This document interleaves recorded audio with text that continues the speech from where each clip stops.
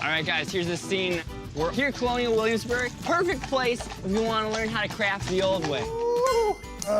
Go over the top. I like the bow in this one. The way they did like 300 years ago by hand, before all the computers and electronic nonsense. This is how you should do it, guys. Right here. It's time for Weird But True.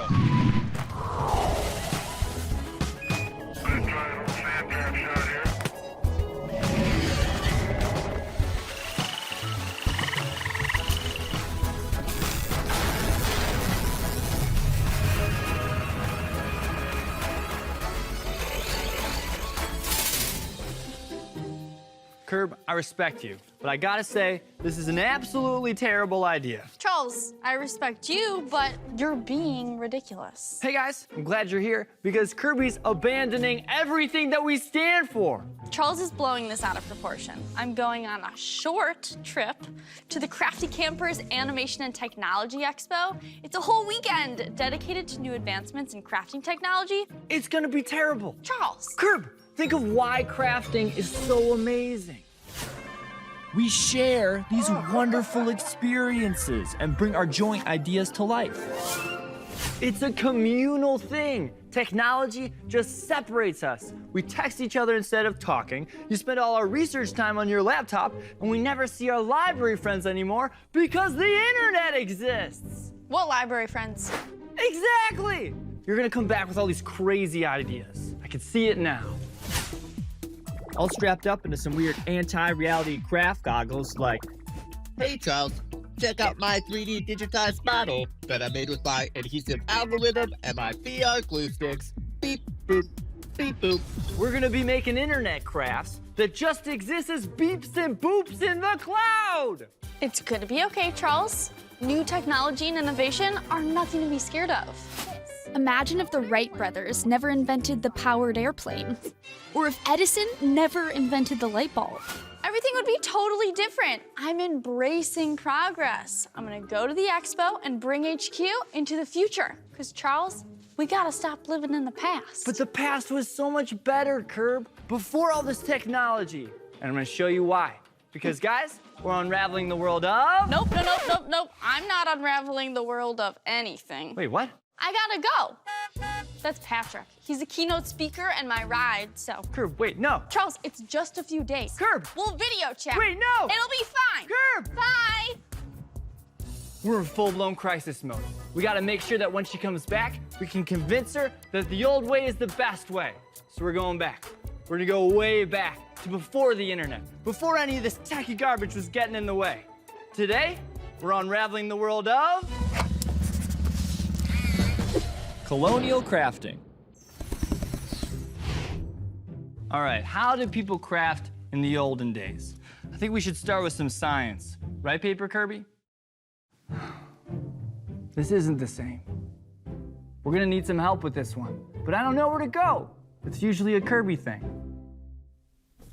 Type. I'm sure I can find a place where they feature the ways that people make crafts before all this terrible futuristic technology that I will definitely not enjoy at the expo.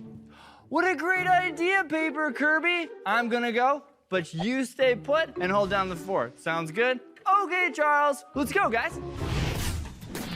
'Tis a fine day to head off to Williamsburg, Virginia, a colonial town where they're totally devoted to handcrafting exactly as they did in the 1700s. They even dress the part. Thanks for the ride. So this place seems like a giant amusement park for history buffs, right?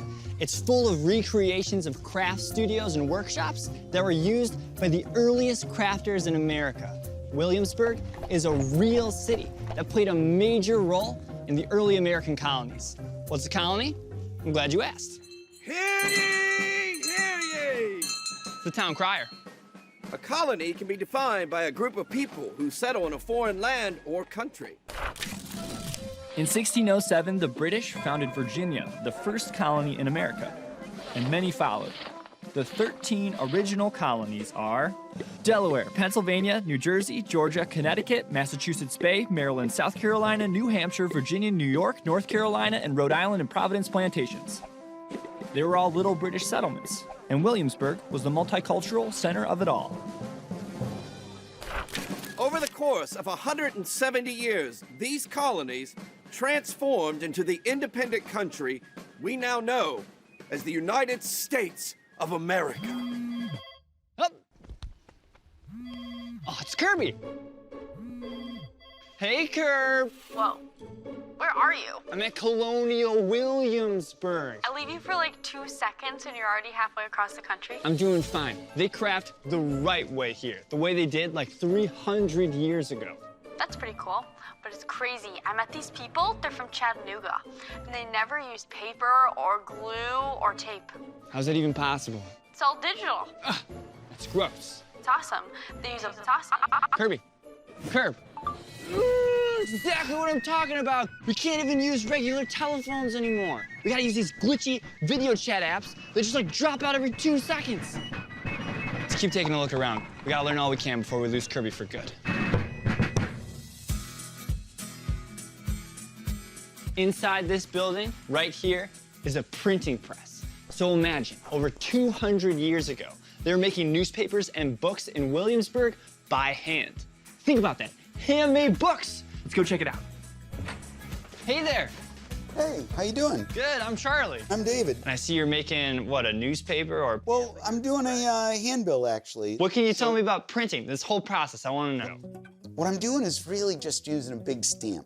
You're gonna ink it, put it to paper, and then Press it. I'm pressing down. Wow, that's all it is. Now I'm gonna run this underneath. And then by pulling this bar, if you wanna do it. So good tug, there you go. Oh, jeez. This is why this industry is called the press.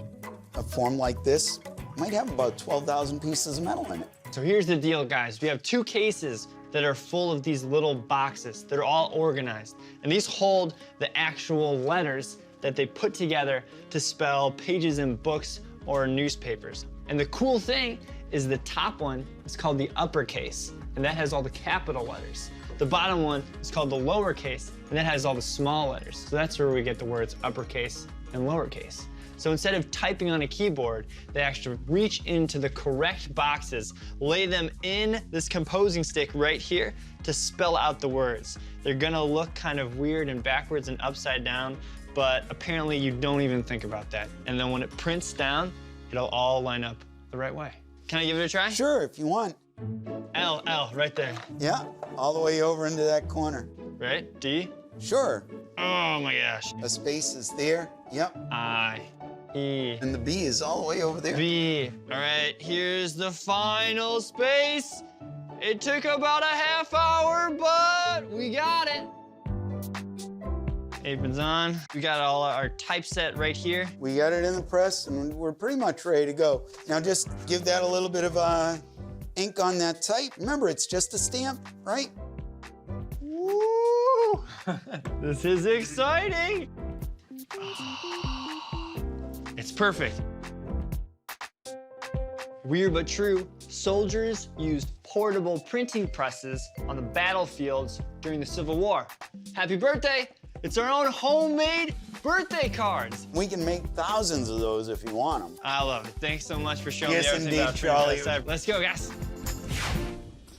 I'm gonna give Kirb a call real quick, show her my card. She's gonna love this. Hey, Kirb. Hey, Charlie. Check out what I made. It's a homemade birthday card. I made it using a real, actual printing press, and it only took me like 2 hours. That's pretty cool. Check this out.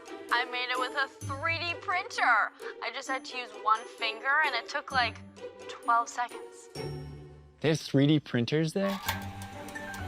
Yeah, they 3D print stuff all the time. Like, Kirb! Kirb! Time. This is ridiculous. I think the printing press is out. I'm losing her to the techies. I gotta keep looking around. There's gotta be something around here that can help me out. See you in a bit. Weird but true, colonial people threw their garbage in the street, then let pigs eat it up overnight.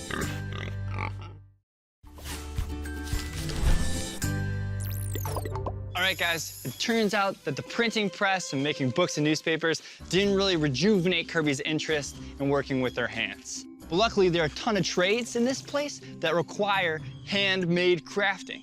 Let's go.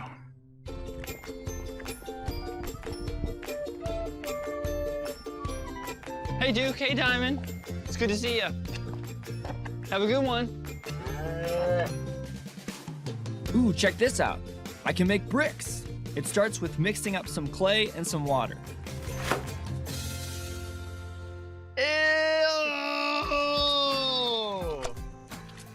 You stomp around for like a million hours. Right. And then what's next in the brick making process? The clay is pulled onto a table, rolling it in some sand and throwing it into a mold, and then dry the bricks in the sun.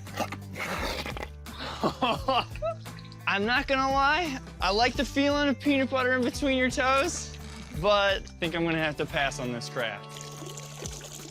I guess I'm not cut out to be a brick maker, but I guess I'm lucky, right? Because I can kind of hop around and try all these different crafts here. But back in the day at Colonial Williamsburg, a lot of people didn't have the choice, you know? They were forced into these jobs. It's something to keep in mind as we're looking around today. Guys, farming! You want to try? Yeah, sure. Maybe farming is not my thing, but I'm sure I'll find something around here.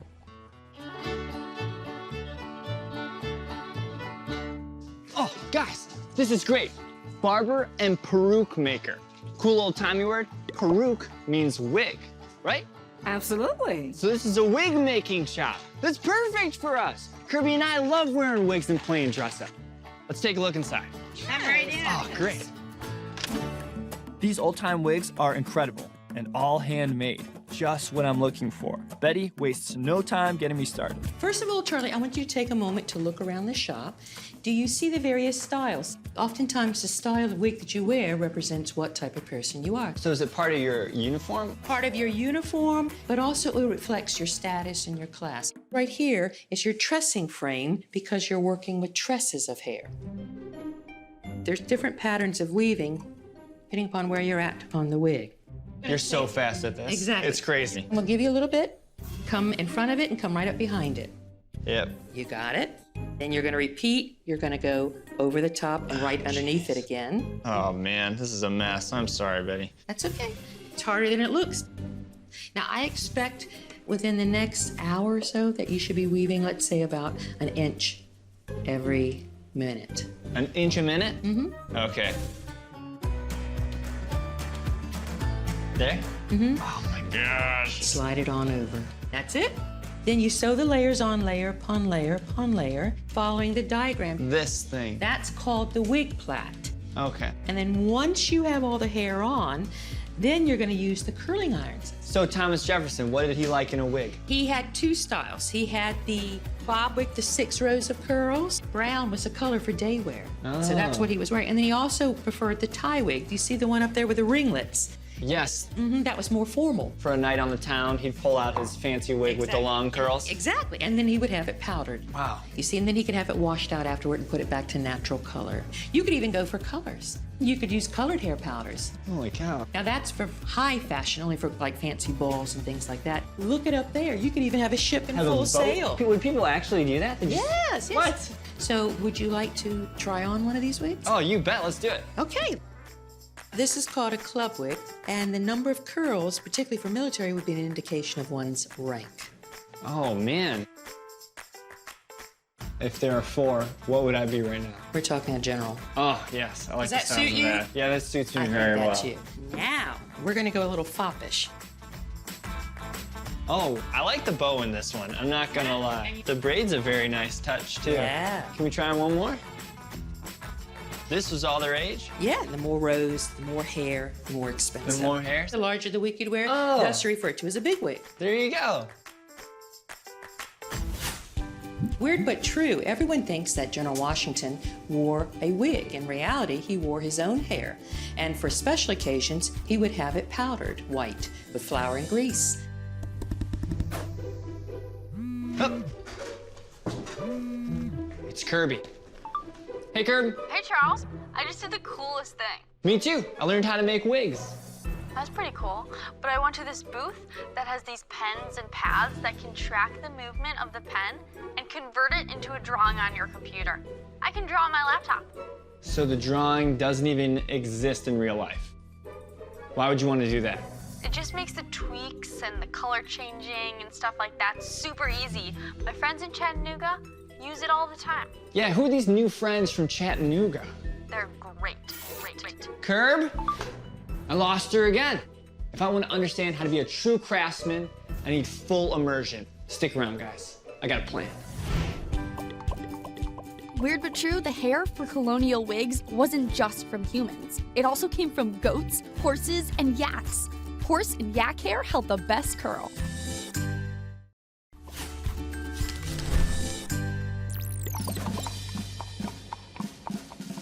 Here's the deal. I gotta convince Kirby that crafting the old way is the best way, before we had all this techie garbage getting in the way.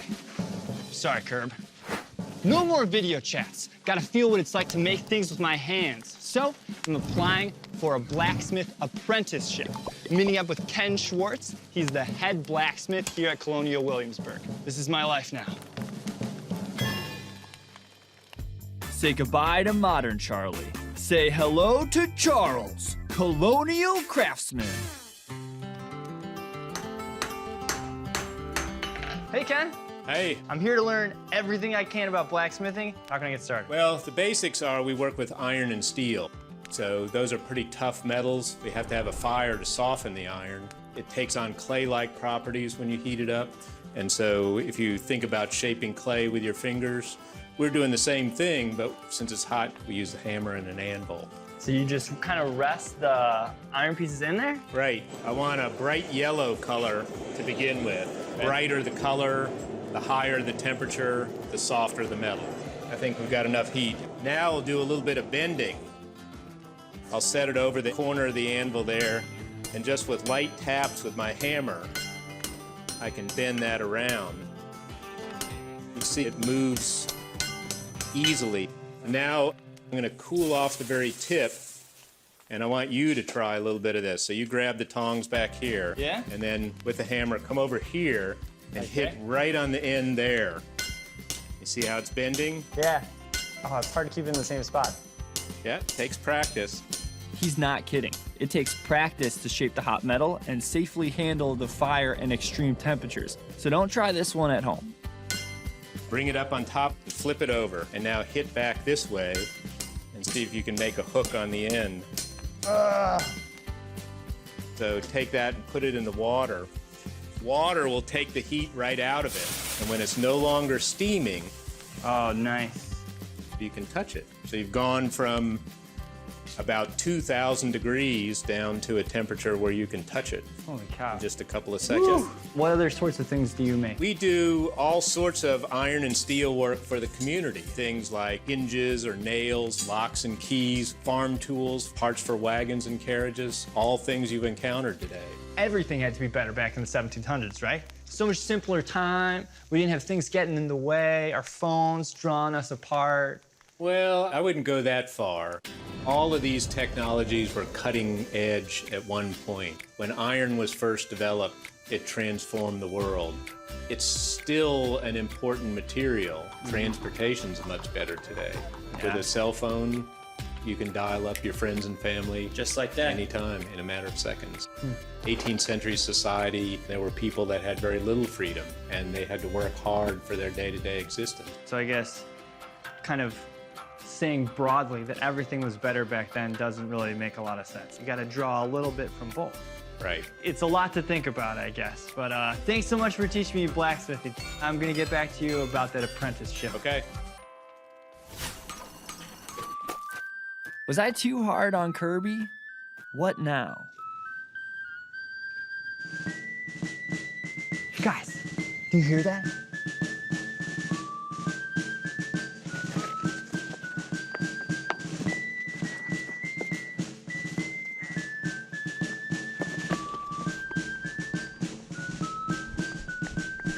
Hear ye! I am Charles. I came here in search of the life void of any form of technology. But my eyes have been opened. Technology is so much more than electronics or gadgets or emails. Technology allows us to communicate new ideas and information. It's led to advancements in medicine and the quality of life, so that now it doesn't take Like 5 years to make like half a book or one single wig. Pencils were technology at one point. Even scissors and paper. And just imagine if people didn't accept those. We'd be crafting in caves, slapping mud together like a bunch of Neanderthals. Technology even led to the creation of the staple. Yeah! Woo! All right, guys, abandoning technology is not the answer. Just gotta figure out how to preserve the things I loved crafting the old way while also trying new things. I'm gonna go back, figure out how to move forward. What's an email? Curb! What is this stuff? Before you freak out, don't say anything. It's gonna be fine. Can I show you how it works? Sure. Okay. So at the Expo, I learned a bunch of stuff, including we can digitally model things on our computer so that when we print them out, we know exactly how much supplies we need, they're the perfect size, and there's less waste. That's pretty cool. Check out this guy, the Stargazer Paper Laser 1000, Crafty Camper Edition. When we digitally model things on our computer, a laser can cut it out. But the best part is I learned how to use the cloud. The cloud. So you're saying we could craft together? Even when we're apart. Wow. You know, Curb, when you were gone, I went on a journey. I found out that if we want to make truly amazing things, I have to embrace technology, and this stuff's pretty cool. I can show you how it works. All right, guys, looks like we got a new project on our hands. But thanks so much for stopping by. Come by again when we discover more things that are weird. But true. We'll see you guys later. What is happening? It's printing it. Look, design, thing. What in the world? Hey guys, Charlie here. You know my sister Kirby? Hey! Did you know that a recycled soda can can be remade into a new can and put back on the shelf in less than 60 days? Or that Americans use 2.5 million plastic bottles every hour. And wait till you see what we do with this goop. It's time for Weird But True!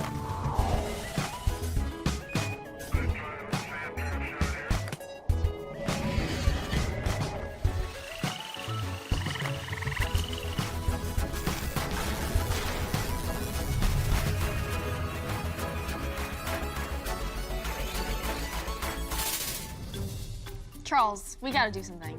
There's not a chance. Not even like one piece. Not even one piece. Guys, I'm glad you're here because Kirby's being ridiculous. Charlie's being ridiculous. Check this out. You got any staples? Nope, but I have a paper clip. You hear that?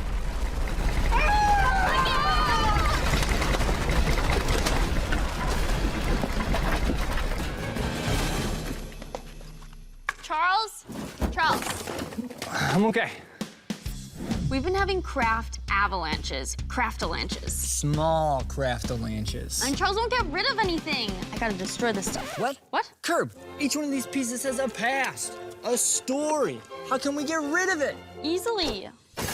You know what? I'm gonna prove to you that each one of these super awesome, amazing pieces of paper art are worth saving because today we're unraveling the world of paper recycling. Great. Another craft to add to the pile. You have no respect for paper crafts, Curb. Do you know where this came from? Do you know what paper is? It's paper. It's much more than that. People have made paper out of all sorts of things, like cabbage and wasp nests. But the weirdest is probably the fact that they used to recover wrappings from Egyptian mummies to make wrapping paper. Fortunately, since then, they've found out that cellulose from trees works best. If you look at paper under a microscope, you'll see a bunch of super tiny strips called cellulose. Cellulose is this material that gives plants their structure, like celery or sunflower stalks or trees. And the cellulose in paper comes from trees. So before this shark existed, and before this paper was even paper, it all started as a seed that found its way into the ground. Two types of trees are harvested to make paper. Hardwoods, they're trees that lose their leaves in the fall, or softwoods. They have needles or scales and keep them all year long. So maybe that little seed grew into a big, beautiful aspen with white bark and fluttery leaves, or a eucalyptus with multicolored peely bark, or maybe even a pine with long needles and big cones. And both of these types of trees need to be harvested before they can become paper. Check this out. We're hipsters. No, we're lumberjacks. You need a man bun. No, I'm good. So where are we anyway? Welcome to Weird But True Forest. This is where we grow all of the trees that we use to make the paper for our craft projects. And it looks like that seed we planted grew into a beautiful aspen. See you later, tree. No!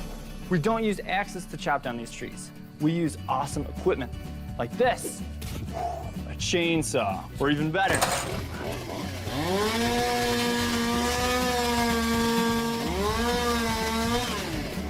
One of these guys, a mechanical harvester. This thing is unreal. It can chop down a tree, delimb it, and cut it into pieces in like 15 seconds. Then comes the skidder. The skidder has a huge clamp that bunches all the tree trunks up and brings them over to the log yard. Where my favorite machine comes into play, the knuckle boom. At the log yard, the knuckle boom cuts the logs into the correct length and puts them into neat piles for the truck. No cool name? Nope, just the truck, which gets loaded up and heads off to the paper mill. Which is where it gets torn apart and pulverized into paper, right? Sure. Neat. So, Curb, can you see how long this takes? It started as a seed, from seed to tree. Picked by the mechanical harvester, dragged by a skidder, chopped by the knuckle boom, carted away, pulverized into paper, and what? We just cut it up, slap it on this super awesome, amazing shark, and then what? Just throw it away? Pretty much. Do you hear that? Hit the deck!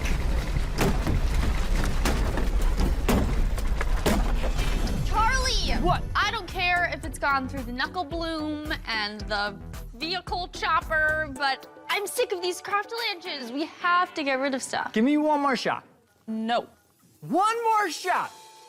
Fine. One more shot. You're gonna like this. Here, put this on. Hold this. What is this for?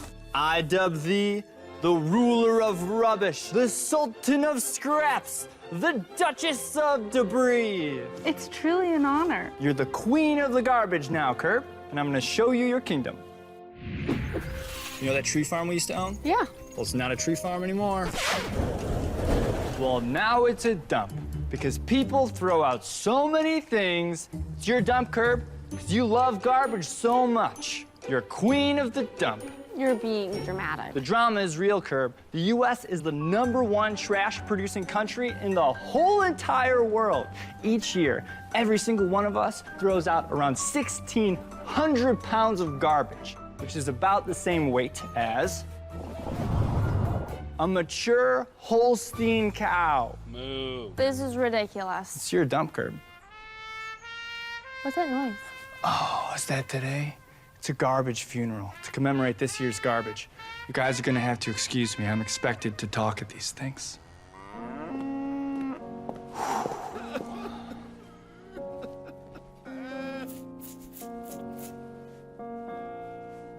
Hello, everyone.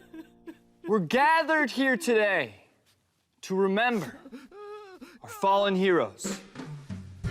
This year's garbage. First, our diaper brothers, protecting the booties of babies across this country. 16 billion diapers thrown out each year. Diapers, rest in peace. 1.6 billion pens. Some of them probably half full of ink. Pens, rest in peace. And finally, the reason why we're all here today. 500 1,000 trees cut down each week for our Sunday papers. They were big trees with big, pretty leaves, and now they're gone. Trees, rest in peace. Rest in peace. Wait, what? Charles, this is ridiculous. What? I would never sponsor a dump. This sign is ridiculous. Where are the scissors? I think they're... I'm not sure. Fine. What? Fine. Do whatever you want with all this stuff, Curb. Toss it out, throw it out. I can't live with that guilt. Goodbye, Shark. I always knew your awesomeness wouldn't last. Yeah, yeah. Victory, victory. It was nice knowing you, Shark.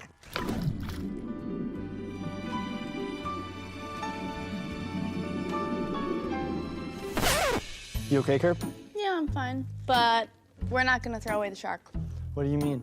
We're gonna recycle him. Isn't recycling a sham? A sham? Yeah, like pretend. A sham? Yeah, like something that is not what it is purported to be. Charles, let me hit you with some facts. People of the dump, this is your queen, Kirby. I know this trash is upsetting. It smells gross. 16 billion diapers! Yeah, but there's another way. Recycling. Is that real? It's a sham. It's not a sham. Charlie, posters. It takes about $70 to burn a ton of trash. It takes $50 to send it to a landfill like this. But it takes only $30 to recycle it. Take an aluminum can. Recycling one aluminum can can save enough energy to power a TV for 3 hours. People of the dump, I implore you, recycle. Recycling is new meaning. Recycling is new life. Recycling is rebirth! How? What? How does it work? It's a good question. I'm glad you asked, because I have the perfect place to show you. Come on. We're off to Tyrone, Pennsylvania for a behind-the-scenes look at paper recycling. Pennsylvania is known as the Keystone State and home to the first library in the United States. Weird but true, Americans throw away enough paper to build a 12-foot high wall from New York to California each year.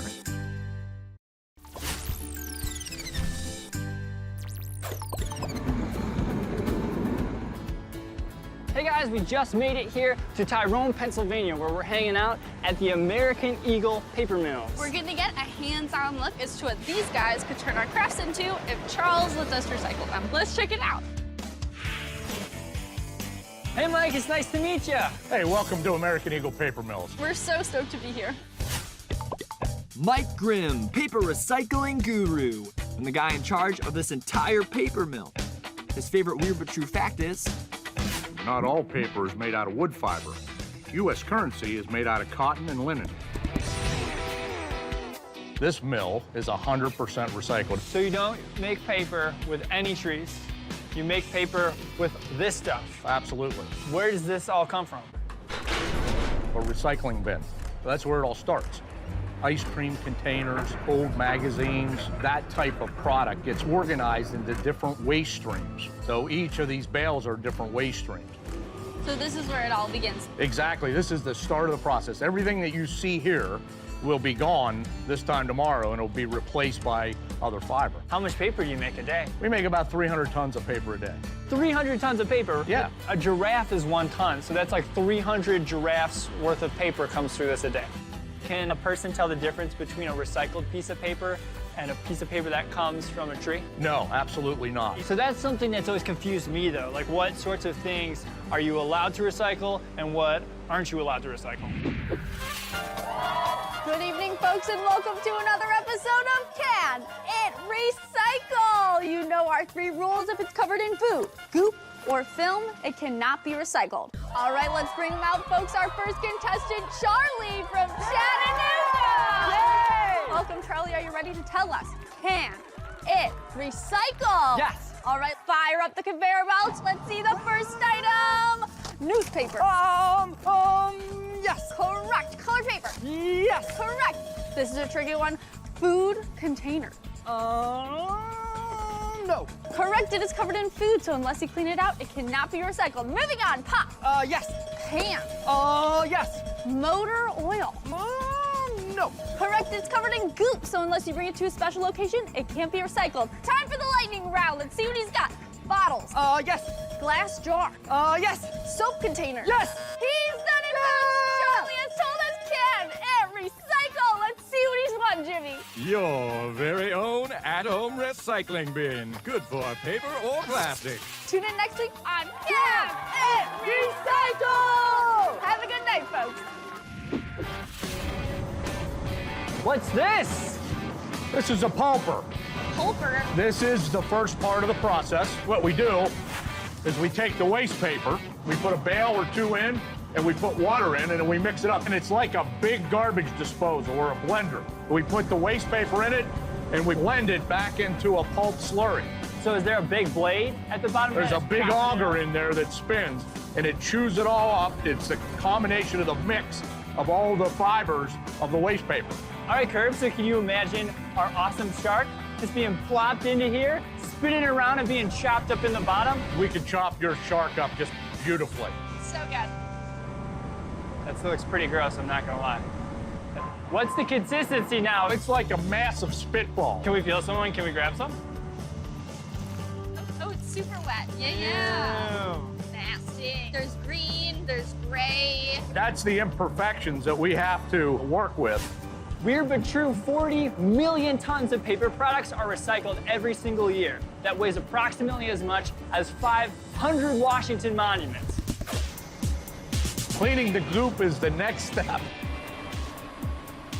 So all the little specks in that goop, this is what takes it out. Exactly. When it gets here, we inject air into it. So the air creates bubbles, and the bubbles collect the dirt that's inside of that goop, and it floats to the top. It gets vacuumed off, and it pulls all the dirt out of the pulp. This is like the missing ingredient that lets you guys do what you do. This makes it so you can reuse everything. Exactly. Right? This is very specific to a recycling operation. Yeah, that's the dirt that we're pulling out of the paper. It looks like toothpaste almost. Yeah, it's sticky. Yeah, it's like toothpaste. So once the imperfections are taken out and sucked up to these tubes, where does that stuff go? Yeah, that gets collected. We take that and we use that for land reclamation work. So we can spread that on old mining sites or properties that need to be built up. So even the sludge you guys are using for something else? That's correct. Okay, guys, we'll take a quick break, and when we come back, it's goop to paper. Weird but true, paper recycling was first recorded in Japan almost 1,000 years ago.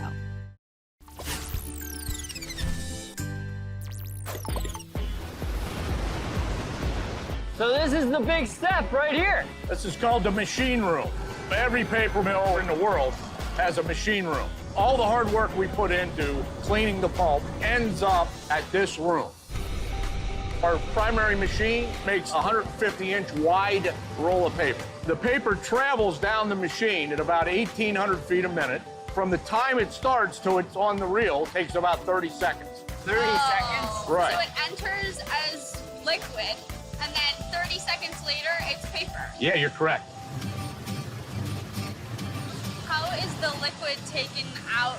The head box puts the pulp out onto a wire, and the wire's like a screen. As it goes down the wire, more and more water come out. When it gets to the end, it goes through a series of presses that squeeze the paper. Then it goes through a drying section. We use steam to superheat the paper, and then it evaporates the water out of the paper. It's a continuous process. If the machines are running well, they never shut off. They take reels of paper off the back end all day long. So if you had to break them down to the simplest parts, over there we saw it getting chopped up in a big old slurry. Right over here, they take out the ink. And finally in this part, then you take the water back out. So at this point, it pretty much looks like paper. And the cool thing is, you can follow the same process that these machines take to make paper at home. My dear sister Kirby's coming over tomorrow to make crafts. So I thought I'd make some homemade paper beforehand so we could have a stress-free craft afternoon. First, let's put together our paper making device. We're gonna take our brownie tray and cut a hole right in the bottom. We're gonna take this screen and cut out a nice covering. It's a nice screen, you know, the kind that your parents put up in the summer. We always play outside in the summer, sometimes with paper. Now, we'll grab some tape and tape our screen to the bottom of the tray. Some people might use glue. We use glue too. But today, we're using tape. Every letter we give to our mailman, Bob, is always handmade paper. Bob really loves it. Now, let's prepare our paper goop. First, fill it up about 1/3 of the way with water. Now, come the paper scraps. A little more water, and we're ready to blend. You know, I remember when I first met Kirby. She was a baby and just born in the hospital. But I knew when I met her that we would make a lot of paper together. Pour a thin layer of goop right on the top. Now is my favorite part. Really squish out all of that water. Pop out the screen. We're gonna let this dry overnight. Wow. If I made crafts with homemade paper like this, I would never throw them away. Maybe. Homemade paper to treasure forever. Back to the mill. Weird but true, if we recycled half of the paper in the entire world, it's been estimated that it would save a forest the size of Maine. That's why recycling is so important. So let's find out how it finally all comes together. Woo! It's hot! It's hot! These barrels are full of pressurized steam. So the paper's wrapped in around them and rolling all the way through here. And it's evaporating the water in the paper. 212 degrees. It's so hot! This part's cool. This is like a giant iron that flattens it all to the same thickness. This is the last part right here. This big machine slices it up. So it starts in a roll, and this chops it up into smaller bits. 30 seconds. So. If they have paper at the end that doesn't quite make the cut, they throw it back into the goop. Digital paper recycling. Makes total sense. It's finally coming together, Kirby. But how you feeling about HQ? We gotta deal with the Craftalanches issue back at headquarters. So we'll see you guys there soon. Awesome. See you in a bit. See you later, Mike. Thank you. Weird but true, the fear of paper is called papyrophobia. Hey guys, welcome back to HQ. Kirby and I are finally on the same page. We're recycling all of these crafts. I don't think I can do it, Charles. Each one has a memory. I can't throw them out. Kirby, weird but true, the average American uses 7 trees worth of paper and paper-related products every single year. Also weird but true, we're not normal. We're pretty abnormal. We make 5-foot-tall paper-mache sharks. So I can only imagine how many trees we use. I've realized that I can't live with that blood on my hands. I think it'd be sad. Sometimes to save a tree, you just gotta let go. Today, we recycle. Charles, no! Sorry, man, I just couldn't let you do it. Hey, no complaints from me. Look how much room we got. We got rid of so much stuff. Hey, you ever thought of using something other than paper? What'd they use before? Parchment. What's that made of? Sheep. Gross. Yeah, it took like 300 sheep to make a single book. Never mind. Maybe recycled paper will do the job. I'll tell the boys at the dump. We make trash sculptures now. All right, guys, looks like we got a new project on our hands. But thanks so much for stopping by and helping us learn about paper and recycling. If we all recycled our newspapers, we'd save 250 million trees every year. That's a lot of trees. Come by again when we discover more things that are weird, but true. We'll see you soon. So, sculptures. Sculptures. Hey guys, Charlie here. You know my sister Kirby. Hey guys. Today we're hanging out in Reading, Pennsylvania. Did you guys know that the world's first car topped out at only 10 miles per hour? I can ride my bike that fast. But today's dragsters can go 0 to 300 in only 3 seconds. It's crazy. It's time for Weird But True!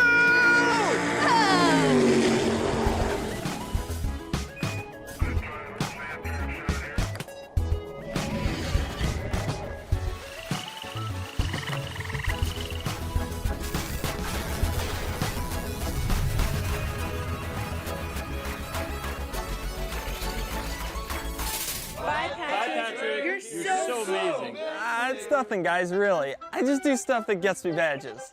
Bye. Hey, guys. Kirby and I just left our Crafty Campers meeting. Crafty Campers!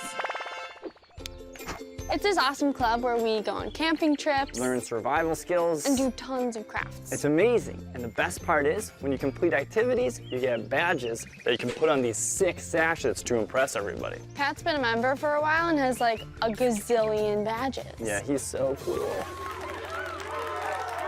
We haven't been as successful. We've tried orienteering. All right, turn north. Hey guys, I found the treasure! What? And fire building. Come on, come on, come on! Oh my gosh, it's so hot! Even basket weaving. And we're done. Hey guys, is this good? I can't even tell. It's my first try. We have no badges. None. Charles, I don't think you were cut out to be Crafty Campers. We'll never get a badge. Don't say that, Curb, because I've got a plan. At the end of the year Builder Bonanza, they host a soapbox derby race. All we have to do is build our own derby car, win the race, get a badge. Everybody wants to be our friends, and life is gonna be amazing. Soapbox Derby? Yeah. We know nothing about cars or winning or racing, so what's your plan? Well, we might not know anything about cars or how to win a race, but I do know that this is our last chance to get a badge, so we might as well give it a shot. Fine. All right, guys, that means it's time to buckle up and hit the books, because today we're unraveling the world of race cars. This isn't gonna work. It's totally gonna work. Charles, we're not car people. Well, today we are car people, Curb. We can make this happen. I could already feel the wind in my hair, the smell of success. Okay, sure. First, a little introduction. A video from Bob. Our craft master. Away go the first three. Soapbox Derby, born in the back roads of 1930s Middle America. The sport provides young Americans with the opportunity to engineer and race their own homemade cars, molding them into dependable citizens of tomorrow. The standard car has wooden floorboards, the appropriate hardware, including brake pedals and steering pulleys, and a wooden shed. Here they are at the top of the hill, ready to race. Look at that car fly, fueled only by the forces of gravity itself. That's the spirit of young America.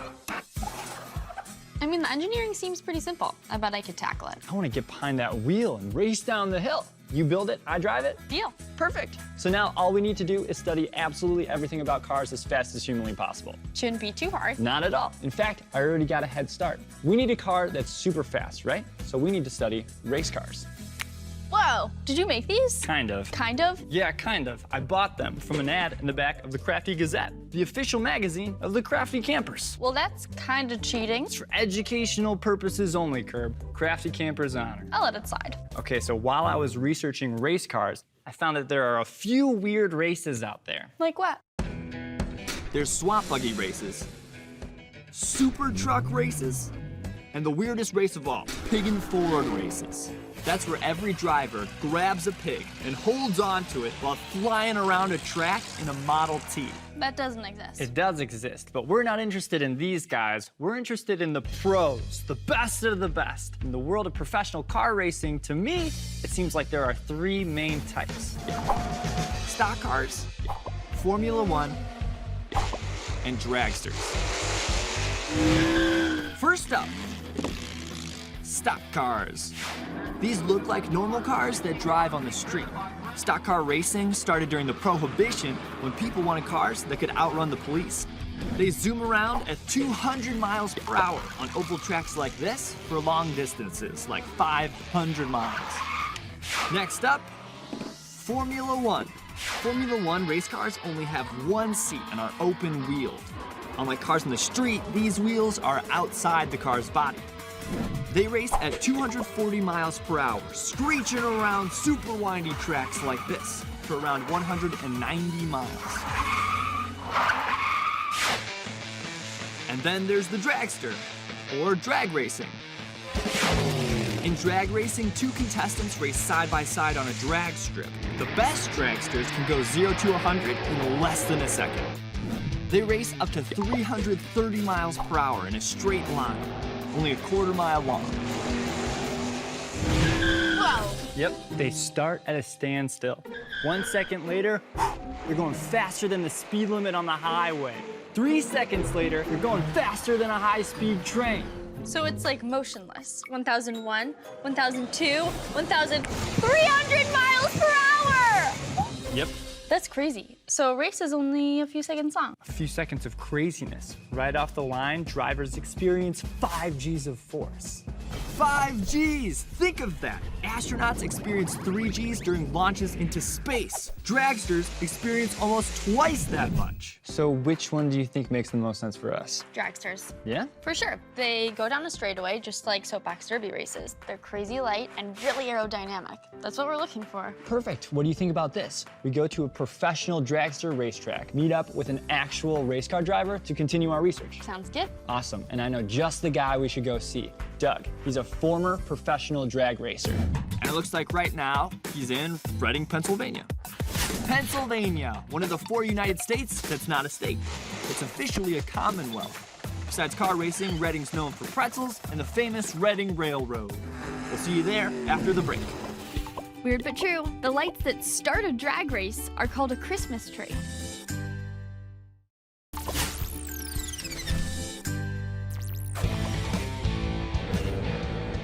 Hey guys, we're here at the Maple Grove Raceway, and today we got the whole place to ourselves. So we can learn everything there is to know about race cars and build the greatest soapbox derby car. Kirby's our lead mechanic in charge of design and build. And Charles is gonna drive the thing, but first, I gotta learn all about the mechanics. So come on. Meet Doug Foley, champion pro dragster. Racing is in his blood, and he's been training people to drag race for 20 years. His favorite weird but true fact is, they spray glue on the racetrack to make sure the cars stay stuck to the track. So what do you think? I wanna learn what's going on here. This is basically a small block Chevrolet. Obviously, we changed some things on it to make sure it's got the right horsepower. So this engine is in my car back home. It is. That's pretty Yep. cool. And we just increased cubic inch, we increased the octane, we increased compression ratio. whoa, Doug has a lot to show us. But I think we gotta go back to HQ to learn about Engine 101. Engines. Most cars have this type of engine, a gasoline-fueled internal combustion engine. It makes the car go, and here's how it works. The engine consists of a fixed air cylinder and a moving piston. First, fuel mixed with air is sucked into the cylinder. Then, the piston squishes the fuel-air mixture. A spark ignites the air and boom! You have a tiny explosion. The gases expand, pushing the piston back down. Then it goes back up to get rid of the exhaust. So those tiny explosions drive the piston up and down. That's what moves the wheels. Back to the dragster. This is your shifter. You have your cluster of gauges, tachometer, water temperature, oil pressure. Kind of like a normal car. Yeah, but your normal car doesn't have a parachute handle. Okay? This one does. So at any time, let's say the brakes went out or you had a failure or something, you can actually deploy the chute will come out and it'll actually stop the car. What are the most important aspects of this car to make it go faster? Aerodynamics. Aerodynamics. And weight. How do we achieve those? Keep it as tight as you possibly can. You want the driver, even if he's slightly uncomfortable, as tight as possible. Okay. And you want to use the lightest materials you possibly can. Okay? Any wheels you have to be extremely free rolling. The easier they spin, the less friction they are, quicker they're going to accelerate. So we got good wheels that spin fast. Yep. Light material. Yep. A pointy base Yep. to make aerodynamics go flying. That's right. And get tight. Send him down there, he'll win the race. Kirby's pretty fired up to build our race car. Now all I have to do is learn how to drive one. Here's the situation, Doug. Kirby and I entered the Soapbox Derby race, and we really want to win. First of all, is Patrick going to be there? Yeah, Patrick's going to be there. I hear he's pretty good, so we need to have our ducks in a row. I guess I got to really crush it then. What can I do as a driver to get the best time? You always want to make sure that you really keep it in a straight line. The shorter the distance that you travel, the quicker you're going to be. How fast am I going to go today on this track? These cars will go somewhere between 125, 128 mile an hour. How fast can the professional ones go? I've been from a dead stop to 330 miles an hour in just over 4 seconds. Oh man, that's so fast. About 5.5 Gs. I can only imagine what that would be like if these cars raced against normal everyday things. Ladies and gentlemen, boys and girls, it's time for the race of the century! Nothing compares to the astounding, resounding, confounding speed of the Dragster Racer. It's a simple game, folks. Contestants pit themselves up against our undefeated champion in a blitzkrieg, head-to-head race to the finish line. Lane number 1, our undefeated Dragster Racer. Lane number 2, a regulation Formula 1 car.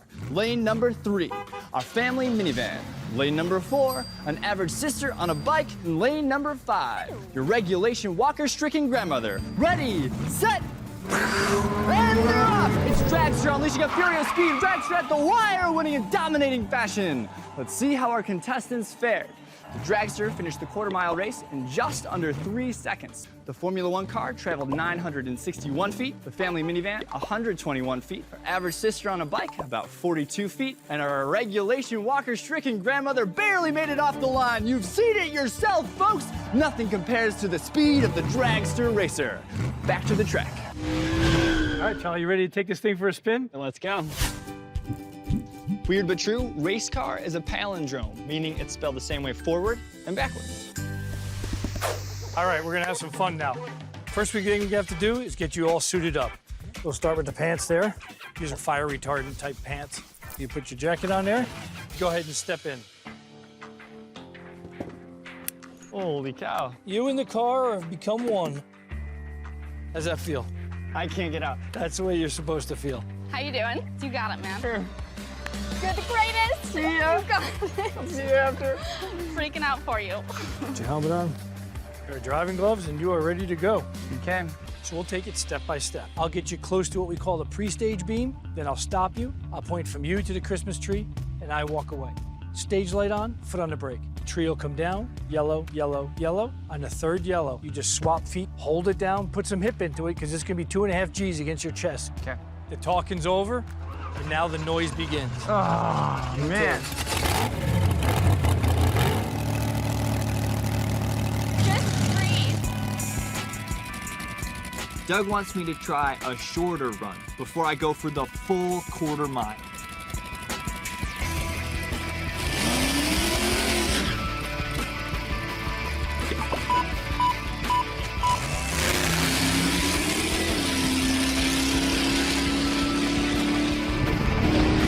How did he do? He went 071 on a tree. I mean, he was pretty darn close to a competitive reaction time. I mean, he drove straight as an arrow right down to the first cone. Couldn't ask for more in the first shot. Way to go, Yep. Charles. So he did real well. And he's gonna go longer next time. Yes. All right, man, you ready? Yeah. All right, full quarter mile. All right, let's do it.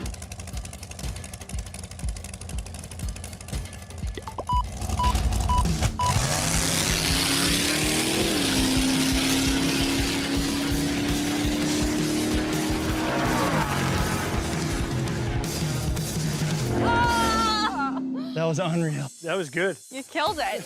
You went 128 miles per hour. That's as quick as you're allowed to go without what we call a competition license. It would be hard to find a lot to correct on those runs. Man, you feel like you're in control out there, but like only a little. You definitely feel like it's on the edge. You Awesome. did pretty darn good. Doug, Good thanks job, so man. much for your help All right, today. we appreciate you coming. Woo! I feel good, Kirby. You feel good? Feeling good. Guys, I think with my driving skills and Kirby's superior mechanical skills, we have exactly what it takes to beat Patrick in the Derby, right? 100%. All right, we're gonna hop back to HQ and get started. We'll see you there in a bit.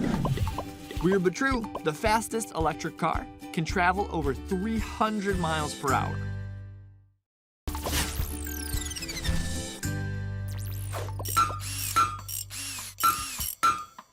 Oh, hey, what's up, guys? Where you been? We just got back from a professional dragster track. I was behind the wheel, and there's this pro named Doug. That's really interesting. I've been working on this box car all day. It's guaranteed to be the fastest car in all the Bonanza. Check it out. Whoa! What? Just whipped it up this morning. Pretty cool, right?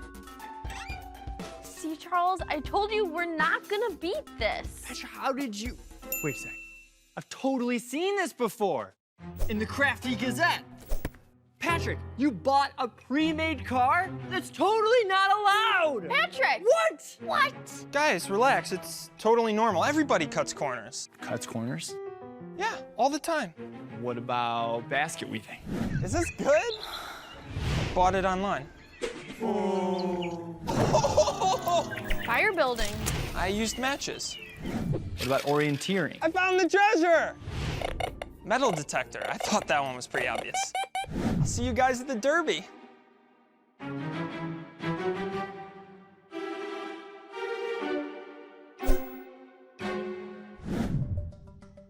I'm gonna order one. No way. Curb, there's no way we can build a faster, fancier car than Patrick's. Crafty campers use everything they got to solve a problem. This is our problem, so let's solve it. Fine. Come on, we got this. Let's go. Dr. Charlie, Dr. Kirby? let's do this. Wrench. Let's start with the body. It's got to be sleek and aerodynamic, like a dragster. Tighten all the nuts and bolts to prevent sagging, which could lead to wind drag. Next up, we have the steering wheel and the cables. There can be no slack in the lines. Make sure you work on making a really nice braking system. And last up, we have the wheels. Make sure to clean any dirt or oil residue out of the wheel bearings. After that, we get a...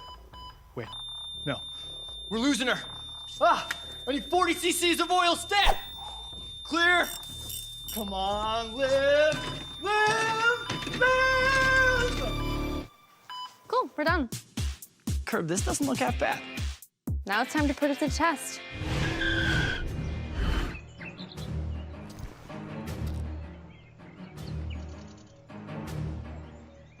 All right, Charles. Doug says 95% of what it takes to win a race is up to the driver. So any tiny mistake and you throw away all my mechanical work, so don't screw up. Okay. What do you race for? To win badges. What do you race for? To win badges. What do you race for? To win badges. Let's see it. You think you can win on talent alone? Again! Keep a low aerodynamic position in the car at all times. Again! You think you can come here, clock a subpar time, then go to the Bonanza and win? No one deserves a badge. A badge is earned. Again! Again! Charles, what do you race for? To be the best crafty camper I can be. We're ready for the Bonanza. Weird but true, in 1941, Henry Ford made a car out of soybeans.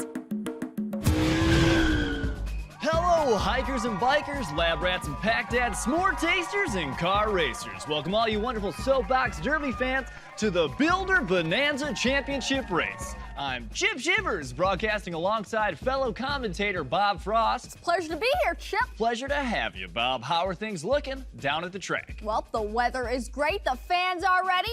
Let's get set for a race, shall we?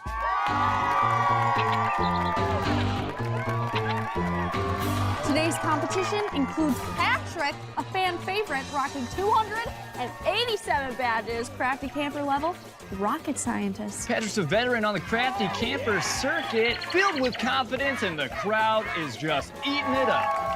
Now, Chip, I don't have to remind you about last spring, do I? Oh, definitely not. When Patrick dominated the competition in the orienteering contest. And I think we both expect a similar performance at today's race. If he walks away with the big W, he'll be the most decorated crafty camper of all time. Now, up against this fan favorite is a newcomer to the scene, Charlie, rocking 0 badges, crafty camper level, lab rat. As Charlie makes his way up to the starting line, the crowd is clearly confused. 0 recognition here. He's greeted by crickets. He's definitely over his head here today. To call him a rookie, I think would be an understatement. Oh, Charlie, I get it. You went for a box car. Oh, an obvious rivalry going down. Already playing mind games. Let's get ready for a race, shall we? We're gonna toss you down to the starting line to begin the Builder Bonanza Championship race.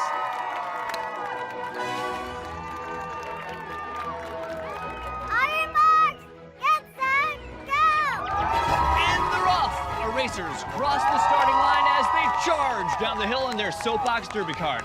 They're neck and neck, but it looks like Patrick is forming a lead. Charlie falls further and further behind as our racers near the finish line, and... He's done it, folks! Patrick has won the championship race. The crowd is going wild, storming the track. Let's toss it on down to Gabriana, our field reporter, who's with our winner now. Thank you. Yeah, I'm so happy to win. I'm so proud of Charlie. He had a great race. He tried really hard. What winners do is they win, and I'm a winner, so I won. And this car is great, but it's not about the car, it's about the driver, and yeah, I won. Thank you.